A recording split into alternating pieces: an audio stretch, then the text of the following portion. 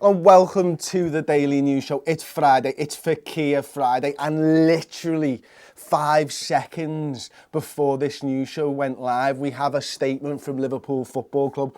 LFC would like to put on record our regret over recent media speculation regarding Olympique Lyon Football Club and player transfers between the two clubs. We apologise to the owner, board of directors and fans of Lyon for any misunderstanding regarding Nabil Fekir. We respect their position, confirm we have ended any interest in the player. Just kidding, this is made up.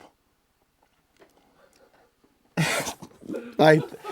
That got us so bad just before we were going live. I was like, get that in the show, get that in the show. So I'm sorry if anybody's just had a little cheeky heart attack there. But it's been one of those mornings as a Liverpool fan, hasn't it? As a fan of Liverpool. It's been Willie, won't it? Are we going to sign him? Are we not going to sign him? It's been mental. So it started off with Lyon sensationally denying Nabil Fekir to Liverpool and stand-by message over their pursuit, which was... French club whose president Jean-Michel Aulas previously claimed the deal was at a standstill. Statement read on their Twitter, the information on the transfer of Nabil Fekir is false. Lyon categorically denies the false information disseminated by many media about the transfer of Nabil Fekir to Liverpool. In this period of transfers where the slightest rumour is often presented as a reality, Lyon recalls the only information disseminated by the club on its website is authentic. Wow. Then we're going on to another one from the Echo. Lyon have a history for rubbishing transfer stories surrounding their top stars shortly before offloading them. Love that. Then we can go on to Twitter.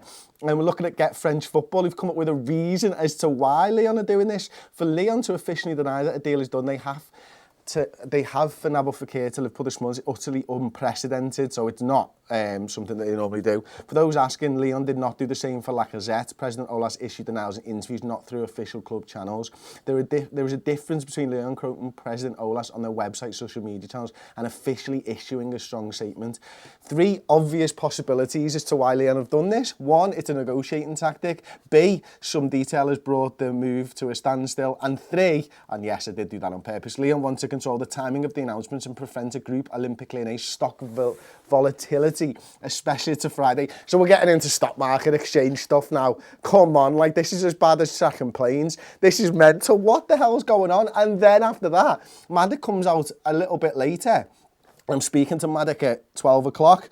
Nabil Fekir has agreed a 5-year contract with Liverpool. Medical being completed this morning. Liverpool hopeful of announcing deal this afternoon. Going into the article, Anfield Sporting Director Michael Edwards has negotiated a fee of 49 million, which will rise to 53 million, slightly different to the figures we said last night. Nabil Fekir will sign a 5-year contract worth 140 grand a week as Liverpool aim to tie his move up today. Will he? Won't he? Is it going to be Mike Edwards that comes out on top of Jean-Michel Aulas? Can we have some kind of celebrity chief executive death match? I would really like that. 442s, if you're watching, please do that. That's a great idea for a show that I've just come up with. The midfielder was due to complete a medical at Francis Clairefontaine training complex, so the tracking of the flights last night was false, clearly. It's supposed to happen this morning before the national team depart for Lyon to prepare for their final World Cup prep game against the USA. Edwards has negotiated a fee, as reported in the Mirror on Wednesday. Liverpool are keen to complete the deal before the player departs for Russia as part of France's squad. So there we go, Tom. I mean, it's been a mental little bit of a morning, hasn't it? I think we're all in agreement that nobody really knows what's going on with this. Emperor Halcyon says only trust Joyce, Reddy, Pearce and Maddock. Pearce is on holiday. Pearce is missing the fun. This is great. This has been one of the longest, shortest running transfer sagas so far that I can remember. It's been mental, but we've had absolutely everything. We've had the plane sack and we've had stock market rumours. Tom, have you got some stuff maybe from the intro to the show first? Every single person doesn't like you for that. I'm so sorry. We had about 1,000 people in there and about 600 people said you had me going. They got me. They got me, and I just had to pass it on. It was Graham Kelly who tweeted that one, who I saw it, and he was laughing when he saw it, and it still got me. And I was like, no, what's going on now? And then I got to the bottom, I was like, oh my days.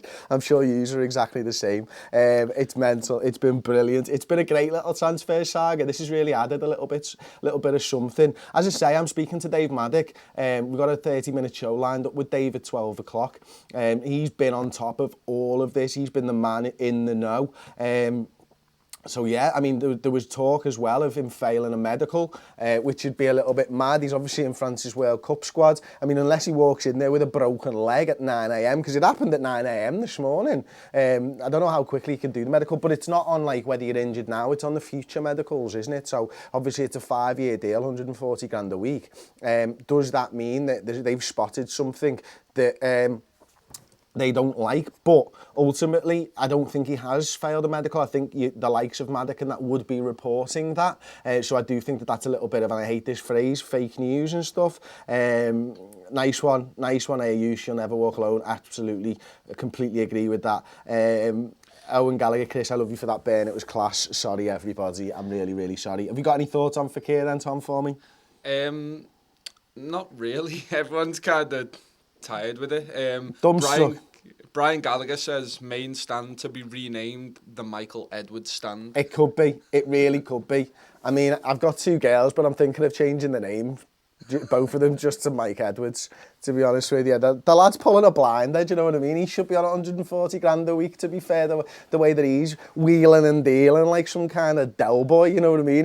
He's killing it at the moment. I'm absolutely loving this. I don't normally enjoy the transfer sagas, but when he gets like this, how can you not? I mean, I hate Twitter. Twitter's horrible to go on to. You don't know whether you're coming or you're going, do you? But this lad's boss. This lad will improve Liverpool's first team and will improve probably Liverpool's squad, more importantly. It's how we're going to utilise him and stuff that's the real sort of thing for me. You know, are Liverpool going to play a 4-4-2 with maybe Mane and Fekir playing in those sort of wing positions with like a midfield of maybe Fabinho and Keita or Henderson and Fabinho or whatever, with Mo Salah and Firmino up top? Are we going to play a 4-2-3-1 with 2 deep and then Fekir behind Firmino with the 2 wide lads? Or are we going to stick with the 4-3-3 and go ultra offensive and go like Keita, Fabinho or Henderson or Wijnaldum or Milner, whoever it is, alongside Fekir in the middle 3 and then have the front 3 as it were? This is just so exciting to me. It really is. I cannot wait to get into this. I'm doing a stats and tactics show this afternoon on Fekir, where I'm looking at him in depth and detail. It'll probably be a 40-minute show. We've got an everything you need to know YouTube video lined up on Fekir as well if we do sign him. We've done the research. Ben's done a great job on that.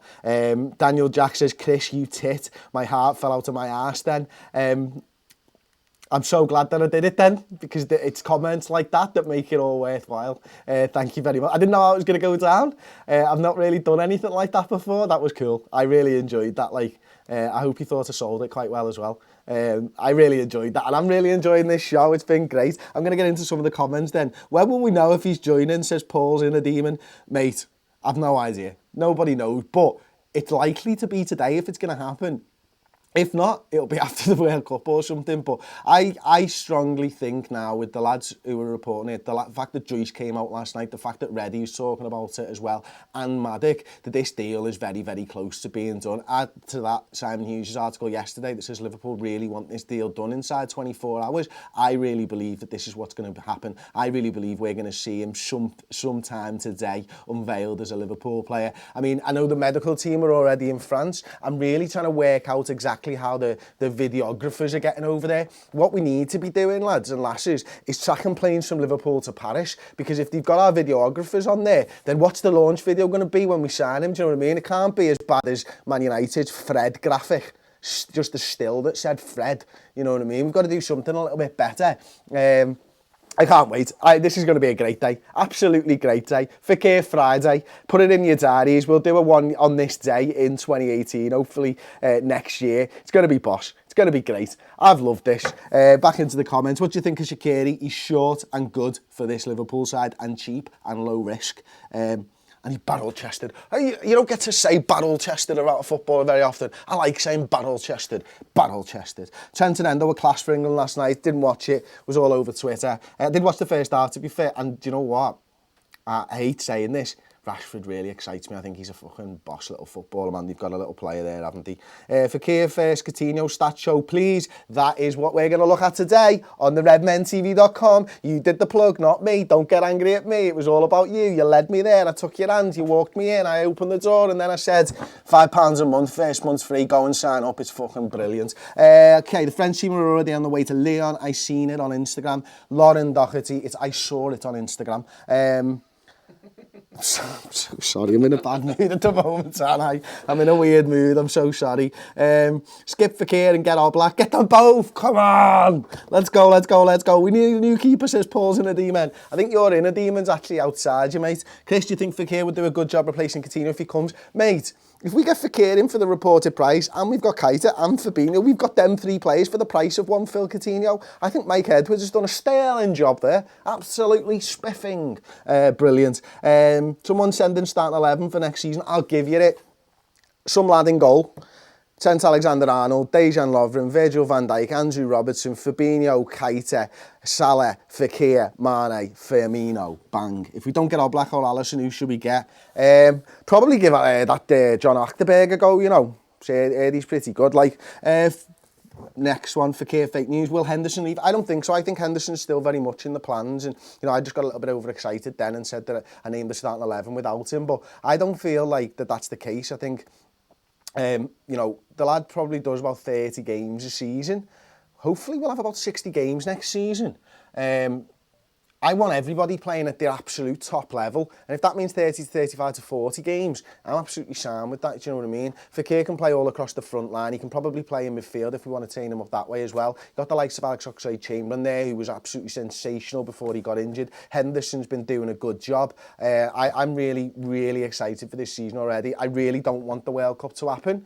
I just want to get back into the season because that's what I live for. I live for Liverpool playing football matches. I live for the footy. That's what I go and enjoy myself. It's, you know, the transfers are the transfers and stuff, but for me, watching football is what I'm in it for. I can't wait. Like, Harry says Lallana's finished now. It's going to be tough for him. It does feel like the side's moved on a little bit from Adam Lallana, but I wouldn't bet against him. You know, we've got something in Adam Lallana that I don't think we've got anywhere else in the squad. A really sort of clever player. I think back to sort of Ben Ayoun when he was at Liverpool. Now, he wasn't in the first team all the time, and you couldn't rely on him for 50 games a season, kind of what I was talking about before. But when he came into sides, he knew how to unlock those defences and stuff, and he's a really clever player, Lallana, and maybe he shouldn't be playing again that 40, 50 games a season, but if you can get him at top draw, 20, 30, 35, 40, then you know what, we've got a boss squad player there. I wouldn't be selling most of our players this summer. I think it's mad, isn't it? The first thing that you do is you get some lads in and you go, all right, well, we've got to ship this lad out and we've got to ship this lad out. No, that's why we fell at the final hurdle last time. You know, we need a squad. We need to be able to compete at the back end of competitions, and we need to have a strong sub-bench. So if it means Shaqiri's on the bench, if it means Alana's on the bench, if it means Fekir's even on the bench because he's not getting in the first side, brilliant. That means we're in a better position to win games late on in the season. And of course, all the injuries and stuff that you get as well, you know, it's absolutely brilliant. Chris, the way this transfer window is going, we'll have a really good B team, says Lee Rushworth-Clays. That's the point, isn't it? That's what I've just been talking about. That's what you want. You know, for too long, we've been out of Europe's top competitions and we've not been able to bolster a squad up to 20 to 25 lads. We've had 13, 14, 15 lads who can compete comfortably for that first 11. What I want to see is 18, 19, 20, and with European football and with going deep in the FA Cup and maybe the League Cup, you're able to offer these lads the right amount of football that can keep them happy, which ultimately means your squad's going to be better. Absolutely brilliant. I've really enjoyed the show. Thank you everybody for watching. I can't wait for next season. I really can't. Fingers crossed we get the Fekir deal done today. I'll be live if we do, of course. It's Fekir Friday. Drop a like on the video. Subscribe to the Redmen TV on YouTube and get your redmentv.com subscription as well. Now's a belter time to get involved. Thanks for watching. I'll see you next time on the Redmen TV.